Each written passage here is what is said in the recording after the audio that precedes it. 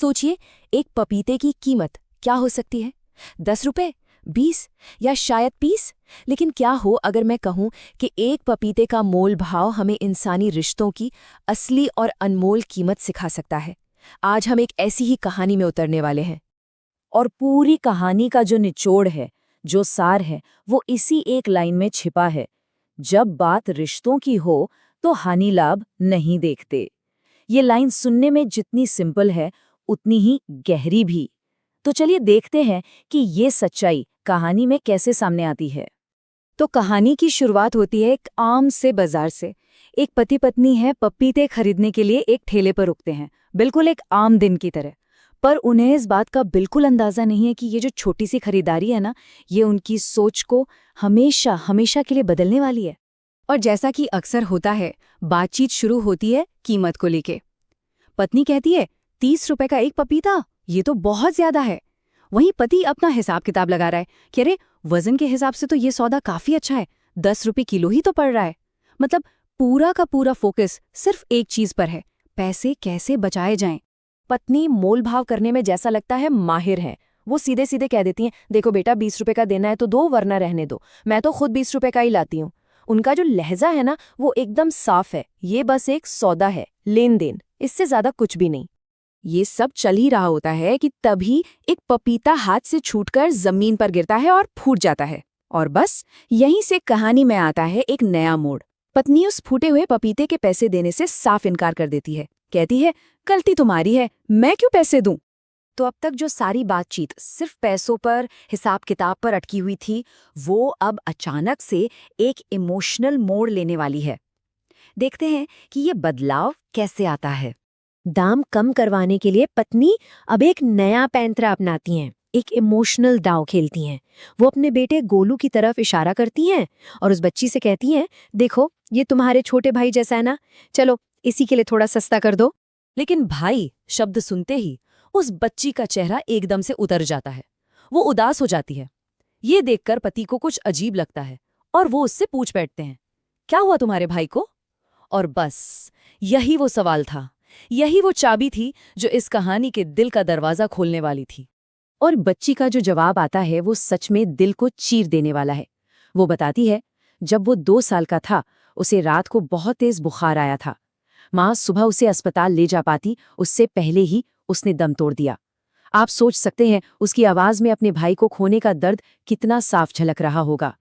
और इसी दर्द के बीच से इस छोटी सी बच्ची के मुंह से एक ऐसी बात निकलती है जो उस पति पत्नी की सोच को पूरी तरह से जड़ से हिला के रख देती है। देखिए होता क्या है, वो बच्ची न सिर्फ उस फूटे हुए पपीते के पैसे लेने से मना कर देती है, बल्कि एक और अच्छा सा पपीता उठाकर उन्हें देती है। और क्या कहती है? कहती है, ये मेरी तरफ से मेरे नए भाई गोलू के लिए। अब पति पत्नी हैरान हैं, वो उसे पैसे देने की जिद करते हैं, लेकिन तब वो बच्ची अपनी माँ की सिखाई हुई बात कहती है। माँ कहती हैं, जब बात रिश्तों की हो तो हानि लाभ नहीं देखते। और यही है इस पूरी कहानी का दिल, इसका केंद्रीय विचार। उस बच्ची की ये बात पत्नी के दिल में तीर की तरह लगती है। और अब वो महिला जो कुछ देर पहले तक 10 रुपए के लिए मोल भाव कर रही थी, वो कुछ ऐसा करती है जिसकी किसी ने सच में कल्पना भी नहीं की होगी। जरा याद कीजिए, ये पूरी बहस कहाँ से शुरू हुई थी? सिर्फ 10 रुपए बचाने के लिए। एक बहुत ही छोटी सी रकम है ना? और अब देखिए क्या होता है। वही पत्नी बिना एक पल भी सोचे 3000 रुपए की पायल जो उन्होंने अपनी बेटी के लिए खरीदी थी, उस बच्ची को तोहफे में दे देती हैं। 10 रुपए से सीधा 3000 रुपए का तोहफा। और उनके शब्द सुनिए, वो कहती हैं, बेटा तूने गोलू को अपना छोटा भाई माना है ना, तो मैं भी तेरी माँ जैसी हुई।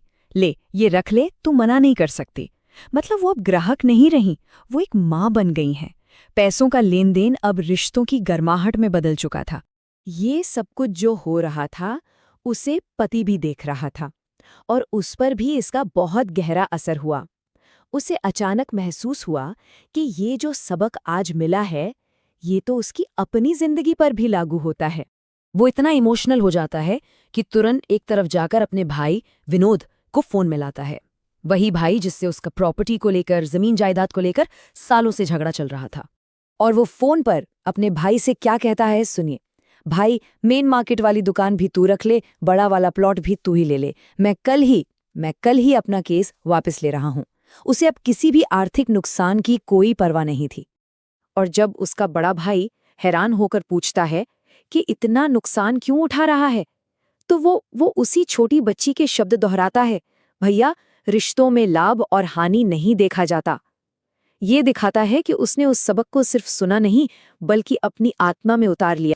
ये सुनते ही दूसरी तरफ फोन पर बड़ा भाई भी भावुक हो जाता है। उसकी आवाज भर आती है। वो कहता है, तू बस घर आ जा, अभी आ जा। सालों की जो कड़वाहट थी, जो दूरियां थीं, वो एक फोन कॉल में खत्म हो गईं। सोचिए, एक छोटी सी घटना ने एक टूटे हुए रिश्ते को फिर से जोड़ दिया।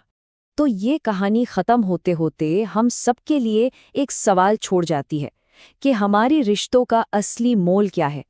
कहीं हम भी तो अपनी जिंदगी में अनजाने में ही सही अपने रिश्तों को इस नफे नुकसान के तराजू में नहीं तौल रहे। शायद हम सबको कभी-कभी रुक कर ये सोचने की जरूरत है